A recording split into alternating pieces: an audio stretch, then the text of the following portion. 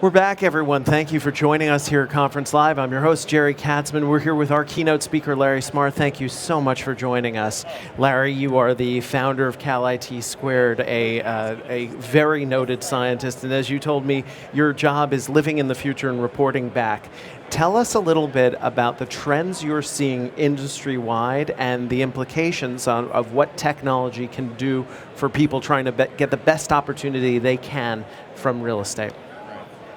Fundamentally, we're living through once in human history transformation from living in a physical world to living in a data-enabled world.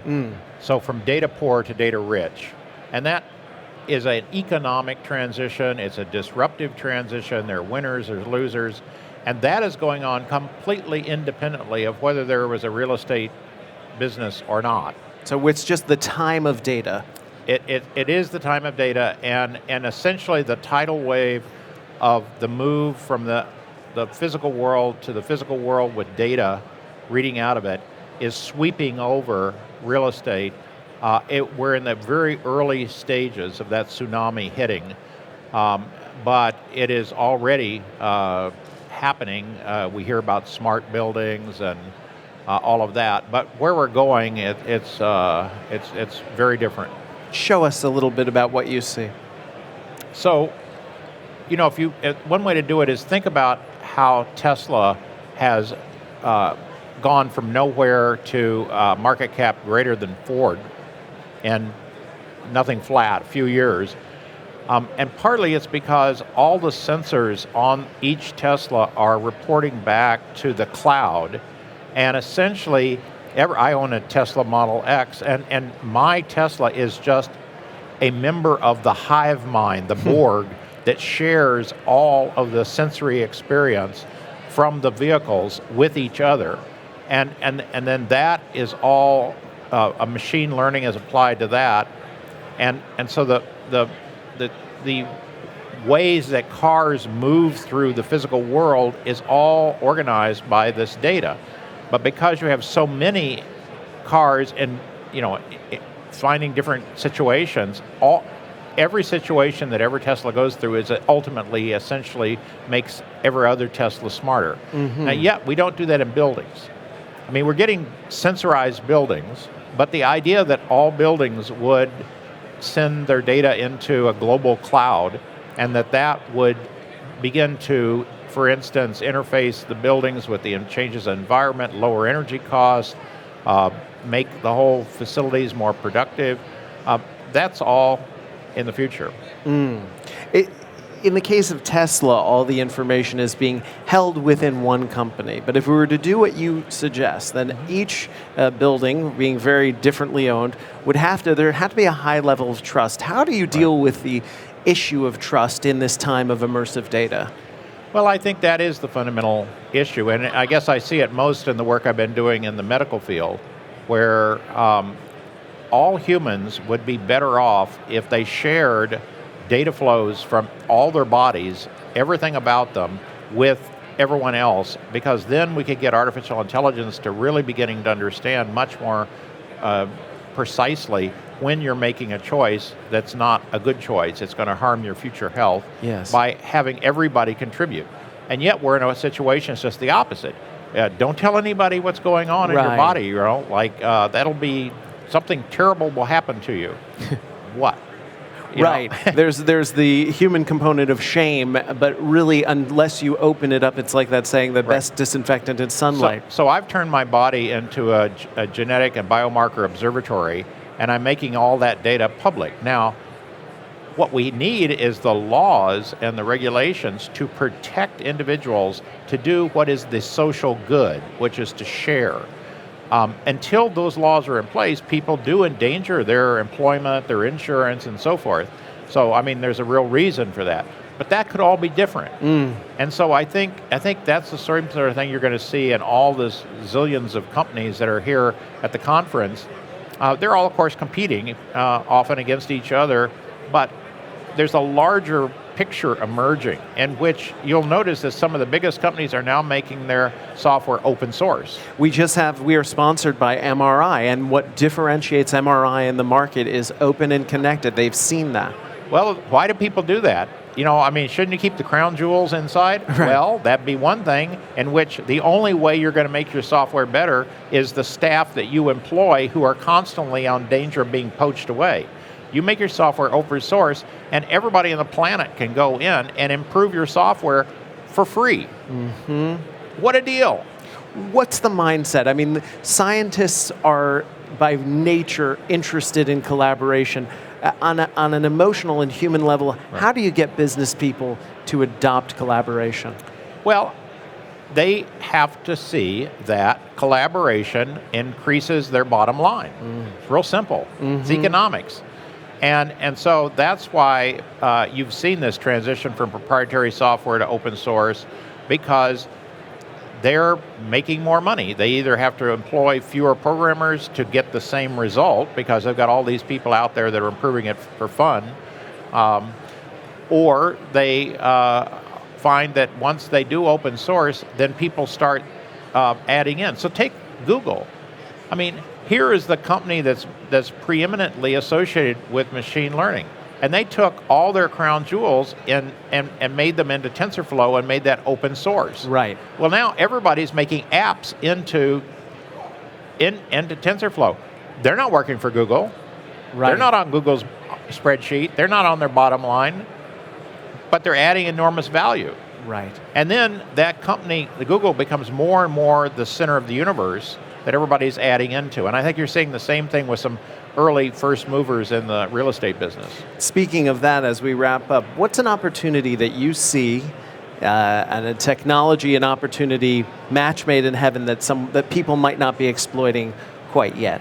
Well, so what we've been talking about is sort of the micro view, but macroscopically, if the projections are right, by a little over a decade, maybe, 200 million cars out of the 250 are gone.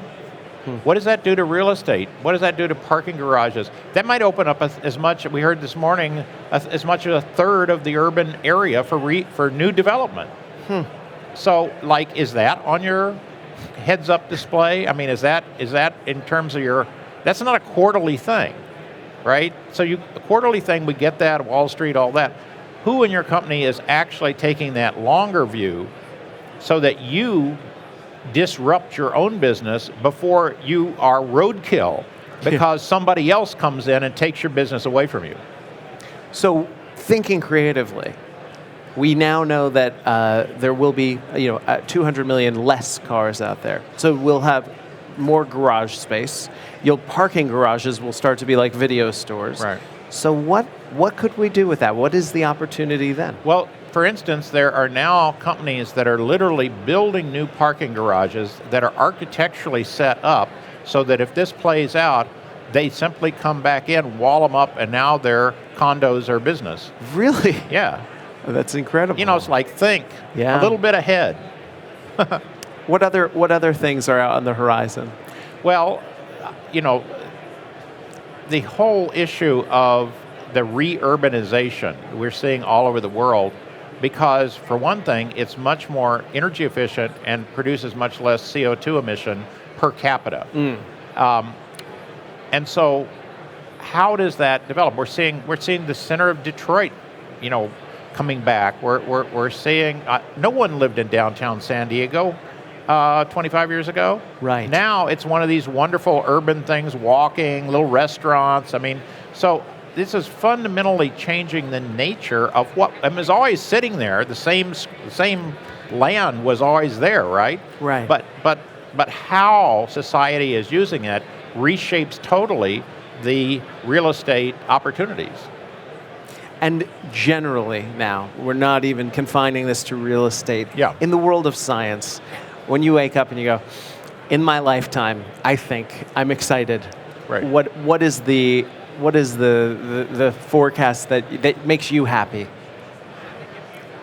I think that we are going to finally read out the human body in a way that we do with our cars, where we can begin to understand way earlier how to avoid becoming chronically ill, Yes. obese, diabetes, Alzheimer's. Can we make changes early because of predictive analytics effectively if bodies will generate the data? And I think that will all happen. And so a lot of what we take for granted as chronic diseases will eventually be gone. I've seen videos that you've done, and if you haven't seen these, you must Google them. It's fascinating, where you draw your blood on a monthly basis. You've had your colleagues look at all of your genetic information and actually almost do predictive analysis of what we'll be facing, and you've taken 3D printed out models of your internal organs, hand those around. If someone out there is on top of what you're talking about, if we all agree that we'd all be better off as a society if we could share our data, what can the normal person doing this, who's watching this, do? Can we lobby someone to? How can we get involved in this cause?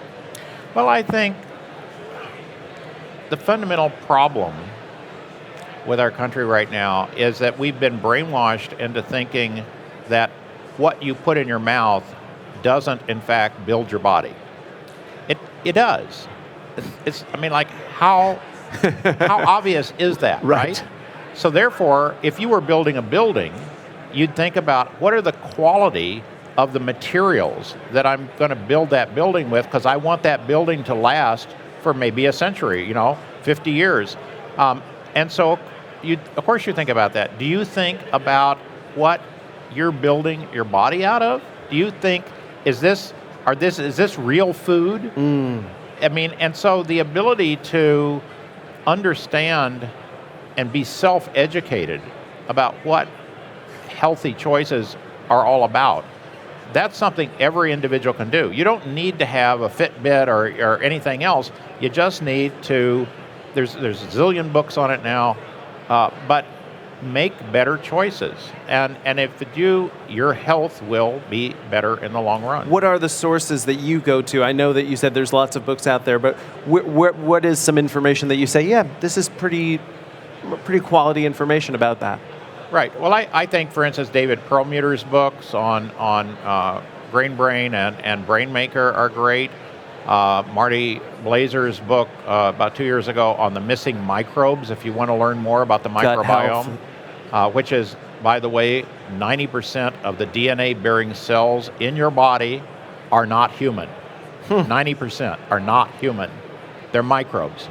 When you're eating, are you thinking about them? You know, they have needs too. Feed your microbiome, people. Duh.